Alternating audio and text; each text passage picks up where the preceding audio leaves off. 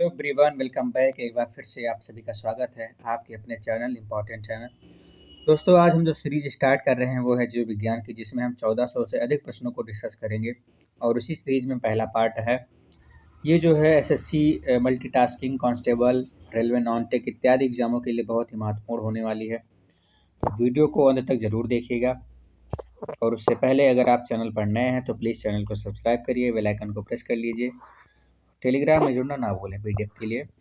चलिए हम स्टार्ट करते हैं अपने पहले प्रश्न में। हमारा पहला प्रश्न है कि लाइकेन किसका उदाहरण है।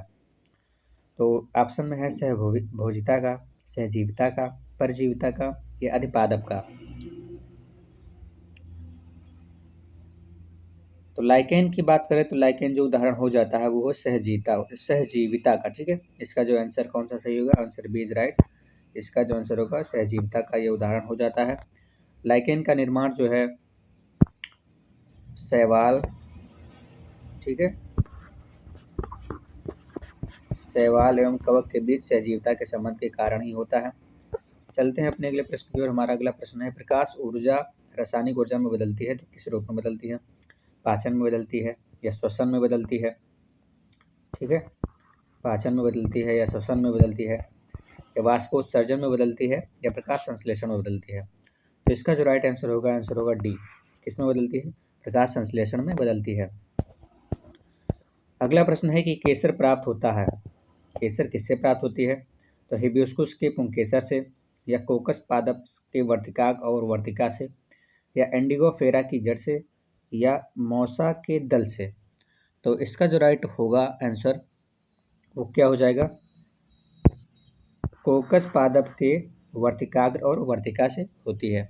ठीक है, हमारा अगला प्रश्न है कि प्रकाश संश्लेषण की क्रिया में क्या होता है। एटीपी का निर्माण होता है, उत्पन्न ऑक्सीजन CO2 से आती है या कोई एटीपी का निर्माण नहीं होता है या जल माध्यम के रूप में आवश्यक है परंतु यह क्रिया में कोई भाग नहीं लेता है। तो इसका जो राइट आंसर हो जाएगा वो होगा कि ऑप्शन है। ठीक है, प्रकाश संश्लेषण की क्रिया में एटीपी का निर्माण होता है। ठीक है, क्या होगा, ऑप्शन ए इज राइट। प्रकाश संश्लेषण की क्रिया में किसका निर्माण होता है, एटीपी का निर्माण होता है। हमारा अगला प्रश्न है कि किण्वन फर्मेंटेशन के खोजकर्ता थे। किण्वन फर्मेंटेशन के खोजकर्ता कौन थे। तो ऑप्शन में है कि बुकनर, ब्लैकमैन, पाश्चर, कैल्विन। ठीक है, तो इसका जो राइट आंसर हो जाएगा वो होगा पाश्चर। कौन थे इसके खोजकर्ता, किण्वन के, तो पाश्चर थे, इसका राइट आंसर है। अगला प्रश्न है कि प्रकाश संश्लेषण में प्रकाश ऊर्जा का परिवर्तन किसमें होता है। प्रकाश संश्लेषण में प्रकाश ऊर्जा का परिवर्तन किसमें होता है। ऑप्शन है गतिज ऊर्जा में, रासायनिक ऊर्जा में या एक उत्प्रेरक का कार्य करता है। तो इसका जो राइट आंसर हो जाएगा वो होगा किसमें परिवर्तन होता है, रासायनिक ऊर्जा में परिवर्तन होता है। ठीक है, ऑप्शन बी इज राइट। किसमें परिवर्तन होता है, तो प्रकाश संश्लेषण में प्रकाश ऊर्जा का परिवर्तन रासायनिक ऊर्जा में होता है। अगला प्रश्न है फ्लोएम द्वारा खाद्य पदार्थ मुख्यतः स्थानांतरित होता है फ्रक्टोज के रूप में, ग्लूकोज के रूप में, सुक्रोज के रूप में या स्टार्च के रूप में। तो इसका जो राइट आंसर होगा वो क्या होगा, सुक्रोज के रूप में। ठीक है, किसमें स्थानांतरित होता है, सुक्रोज के रूप में स्थानांतरित होता है फ्लोएम द्वारा जो खाद्य पदार्थ होता है। हमारा अगला प्रश्न है कि अधिकांश स्वपोषी पादप ऊर्जा को किस ऊर्जा में संचय करते हैं। ठीक है, ऑप्शन में है CO2 में, जल में, प्रोटीन में, स्टार्च में। तो अगर इसकी बात करें तो इसका जो राइट आंसर होगा क्या होगा, स्टार्च में। ठीक है, ऑप्शन डी इज राइट। अर्थात अधिकांश जो स्वपोषी पादप होते हैं वो ऊर्जा को स्टार्च के रूप में संचय करते हैं। ठीक है, इसके रूप में संचय करते हैं, स्टार्च के रूप में संचय करते हैं। हमारा अगला प्रश्न है कि द्विनाम पद्धति का अर्थ है कि प्रत्येक जीव के, ऑप्शन में है दो नाम है, एक वैज्ञानिक का और दूसरा प्रचलित, या एक नाम में जीनस और दूसरे में स्पीशीज जात के शब्द। ऑप्शन सी है एक नाम तो वैज्ञानिक ने बताया। ऑप्शन डी है दो नामों में से एक वैज्ञानिक का और दूसरा लैटिन का। तो अगर इसके आंसर की बात करें तो हम इसका आंसर जो होगा वो होगा बी। कौन सा सही है, इसका बी सही है। अर्थात द्विनाम पद्धति का अर्थ ये होता है एक नाम में जीनस और दूसरे में स्पीशीज जाति के शब्द होते हैं। अगला प्रश्न है कि विकिरण ऊर्जा रासायनिक ऊर्जा के रूप में एकत्रित की जाती है। ठीक है, विकिरण ऊर्जा रासायनिक ऊर्जा के रूप में एकत्रित की जाती है। तो ऑप्शन में है संचित भोजन में, एटीपी में, डीएनए में या फिर आरएनए में। अगर इसके हम सही उत्तर की बात करें तो इसका जो राइट आंसर हो जाएगा वो होगा संचित भोजन में। ठीक है, किसमें एकत्रित की जाती है? संचित भोजन में एकत्रित की जाती है। Option A is right. हमारा अगला प्रश्न है प्रकाश संश्लेषण में क्लोरोफिल का कार्य क्या होता है? अगर हम प्रकाश संश्लेषण में क्लोरोफिल की बात करें तो इसका जो कार्य होता है वो प्रकाश अवशोषण और जल का प्रकाशित अपघटन होता है। ठीक है, बहुत ही इजी क्वेश्चन है। Option D is right. प्रकाश अवशोषण और जल का प्रकाशिक अपघटन ही इसका कार्य हो जाता है। हमारा अगला प्रश्न है प्रकाश संश्लेषण की प्रक्रिया में क्या होता है? जल के अणुओं का अपघटन होता है, CO2 से H2 की प्रक्रिया होती है, या PGL अणुओं से शर्करा निर्माण होता है, या O2 और CO2 का संयोजन होता है। तो इसका जो राइट आंसर हो जाएगा वो होगा जल के अणुओं का अपघटन होता है। ठीक है, प्रकाश संश्लेषण की प्रकाश प्रक्रिया में जल के अणुओं का अपघटन होता है। अगला प्रश्न है कि प्रकाश संश्लेषण के लिए सबसे उपयोगी तरंग लंबाई है। तो प्रकाश संश्लेषण के लिए जो सबसे उपयोगी तरंग लंबाई हो जाती है वो कौन सी है? वो है लाल रोशनी में। ठीक है, ऑप्शन बी इज राइट। तो प्रकाश संश्लेषण के लिए सबसे जो उपयोगी तरंग लंबाई हो जाती है वो लाल रंग की रोशनी हो जाती है। प्रकाश संश्लेषण की बात करें तो इसमें जो है प्रकाश संश्लेषण की क्रिया में सबसे कम प्रकाश किसका होता है? बैगनी का होता है, जबकि हरे प्रकाश में प्रकाश संश्लेषण की क्रिया नहीं होती है। अगला प्रश्न है कि भारत में सबसे अधिक खाया जाने वाला अनाज कौन सा है? तो भारत में सबसे अधिक खाया जाने वाला अनाज की बात करें तो इसमें कौन सा हो जाता है? चावल। सबका फेमस होता है चावल भैया। तो इसमें जो राइट आंसर होगा वो क्या होगा? चावल हो जाएगा। ठीक है, हमारा अगला प्रश्न है कि वन अनुसंधान संस्थान कहाँ स्थित है? तो वन अनुसंधान संस्थान की बात करें तो इसका जो राइट आंसर हो जाएगा वो क्या होगा? देहरादून। ठीक है, कहाँ स्थित है? देहरादून में स्थित है। वही हम भारतीय पेट्रोलियम संस्थान की बात करें तो ये भी देहरादून में स्थित हो जाता है। कौन सा? देहरादून में इंडियन ऑयल, तो उसमें देहरादून में हो जाता है। ठीक है, और oil and natural gas commission का भी वहीं पर है। ठीक है, IOC होगा। Oil and natural gas commission ONGC का मुख्यालय वहीं हो जाता है। चलिए चलते हैं अपने अगले प्रश्न की ओर। हमारा अगला प्रश्न है कि कोशिका के किस भाग में भोजन का ऊर्जा में परिवर्तन होता है? ठीक है, अगला प्रश्न है कि कोशिका के किस भाग में भोजन का परिवर्तन होता है? ऑप्शन में है केंद्रक में, ऑप्शन बी क्लोरोप्लास्ट में, ऑप्शन सी माइटोकॉन्ड्रिया में, या गाल्जी काय में। तो इसका जो सही उत्तर होगा वो होगा माइटोकॉन्ड्रिया। ठीक है, ऑप्शन सी इज राइट। तो कोशिका के किस भाग में भोजन का निर्माण होता है? माइटोकॉन्ड्रिया में ही भोजन का निर्माण होता है। अगर हम माइटोकॉन्ड्रिया की बात करें तो माइटोकॉन्ड्रिया में भोजन का ऊर्जा में परिवर्तन होता है, और ये होता किस में है? ये प्लांट और एनिमल सेल में होता है। ठीक है, प्लांट में होता है एंड एनिमल,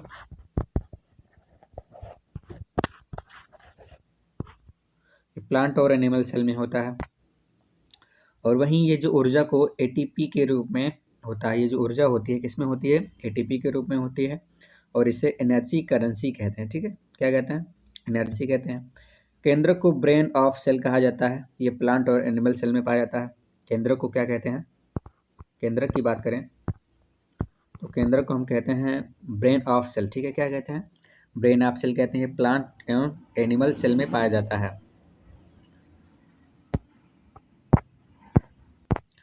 और वहीं हम क्लोरोप्लास्ट की बात करें तो क्लोरोप्लास्ट जो होता है पत्तियों में पाया जाता है। ये केवल हरा रंग का होता है और ये प्रकाश संश्लेषण में सहायक होता है। ठीक है, पत्तियों में पाया जाता है, हरे रंग का होता है, प्रकाश संश्लेषण में सहायक होता है।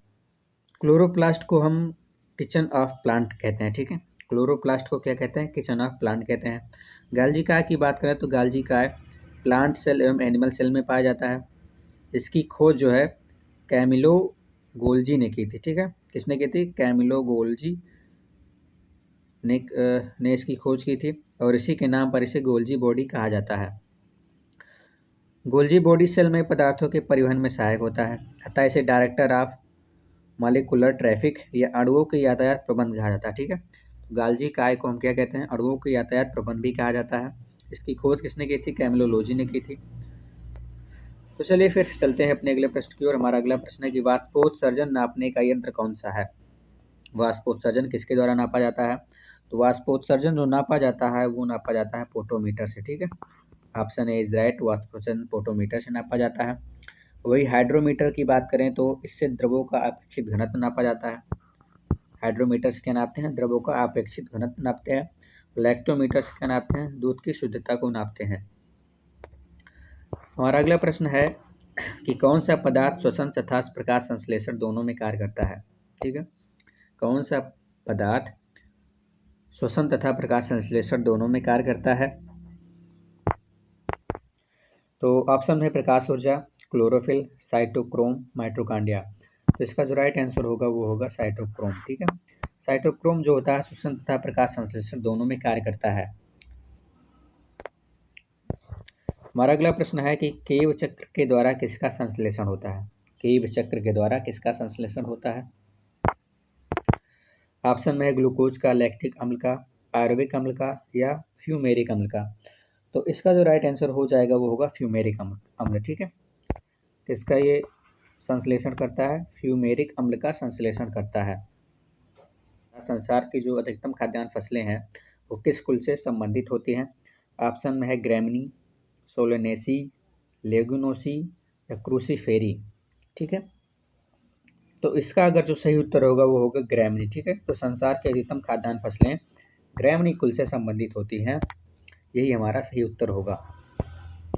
अगला प्रश्न है कि इलेक्ट्रॉन सूक्ष्मदर्शी का उच्चतम आवर्धन कितना होता है? तो इलेक्ट्रॉन सूक्ष्मदर्शी का उच्चतम आवर्धन जो होता है 20 लाख के गुना होता है। हमारा ऑप्शन डी इज राइट। हमारा अगला प्रश्न है कि अनाक्षी श्वसन में शर्करा के अपूर्ण ऑक्सीकरण से क्या बनता है? तो कार्बन डाइऑक्साइड बनता है या ग्लूकोज बनता है या जल बनता है प्लस CO2 बनता है या फिर अल्कोहल प्लस CO2 बनता है। ठीक है, तो इसका जो राइट आंसर होगा वो क्या होगा? Alcohol plus CO2। ठीक है, क्या बनता है? अनाक्षी श्वसन में शर्करा के अपूर्ण ऑक्सीकरण से अल्कोहल प्लस CO2 बनता है। अल्कोहल या लैक्टिक एसिड प्लस कार्बन बनता है। ठीक है, हमारा अगला प्रश्न है कि भारतीय कृषि अनुसंधान संस्थान कहाँ स्थित है? भारतीय कृषि अनुसंधान संस्थान कहाँ स्थित है? ऑप्शन पुणे में, पटना में, नई दिल्ली में, लखनऊ।